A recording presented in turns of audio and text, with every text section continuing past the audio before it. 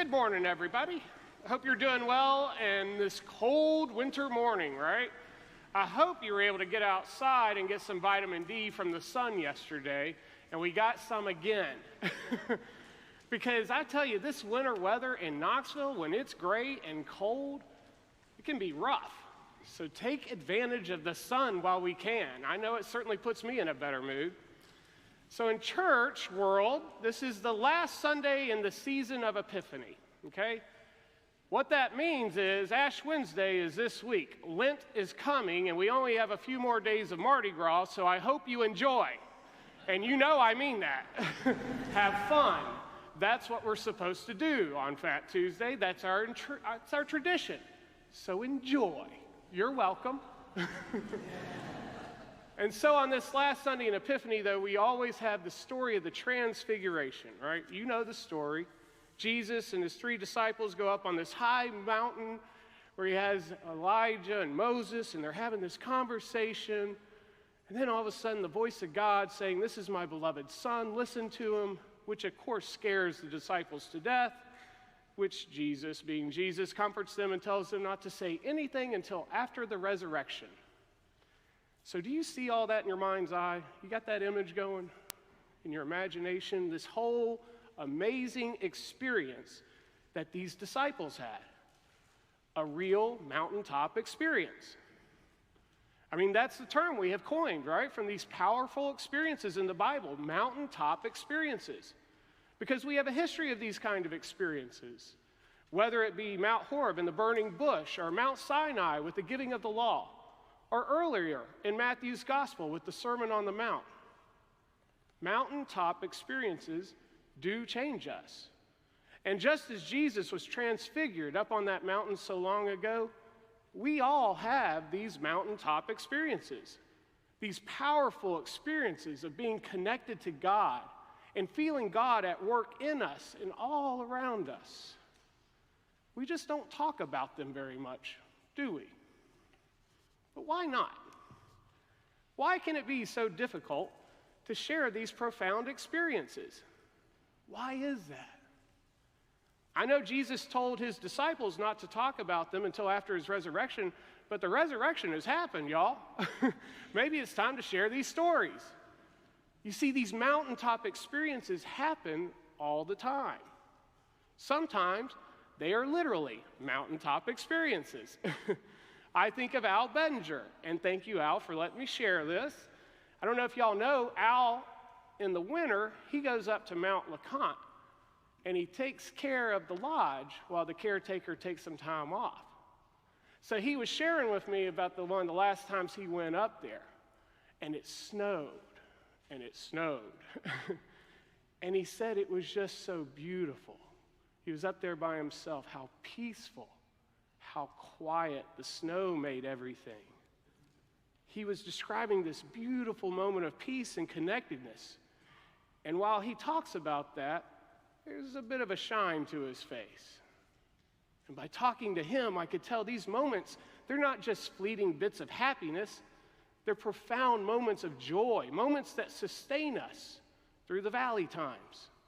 And we all have valley times, we all know that, especially in winter in East Tennessee. But those mountaintop moments, they transfigure us, folks. And I could tell that Al had a moment up there. So where have you experienced those mountaintop experiences? Out in nature? At the altar rail? Maybe you experience it with and in other people.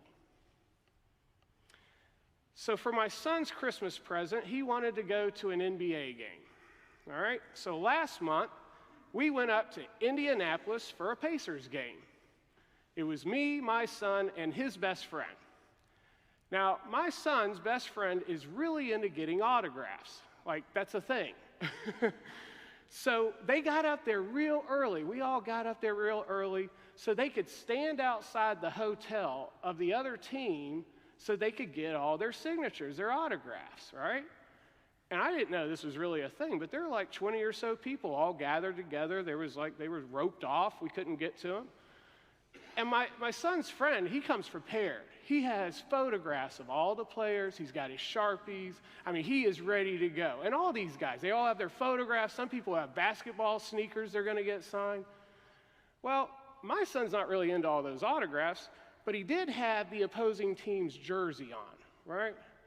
So I'm watching this unfold because one by one, these players come out of the hotel and they see everybody, and they're really pretty nice, and they come and they'll sign the pictures and everything. Well, my son didn't have anything, but he had this jersey. So all of a sudden, I see one basketball player say, all right, he just signed the jersey.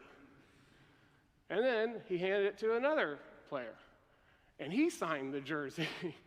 And so all these other people are getting things signed, right? These photographs or shoes. And yet my son is just sort of like they're signing him, okay? He is the thing. He is the picture. He is what I would say, he is the thing of value, right? And it just hit me in that moment. Boom, it just sort of hit me, right? He became the most prized thing himself. It's one of those profound moments. I mean, it was for me, in my mind, this is the way my mind works, the incarnation of God in Christ and Christ in him all tied up together, and an overwhelming sense of joy and connectedness, and just plain old God is good. You know that feeling? Scripture was ringing in my ears. This is my beloved Son, the beloved, with him I am well pleased. I had a mountaintop experience at a Pacers game. And it transfigured me. I can say that without a doubt. Now, I know that's my own personal experience. It might not speak to you the same way it spoke to me, but I think that's all this kind of works. God speaks to us in ways that we need to be spoken to. God really does get us. That's why I'm guessing y'all are here. Your spiritual life is nourished here, hopefully opening you up to experience the presence of God.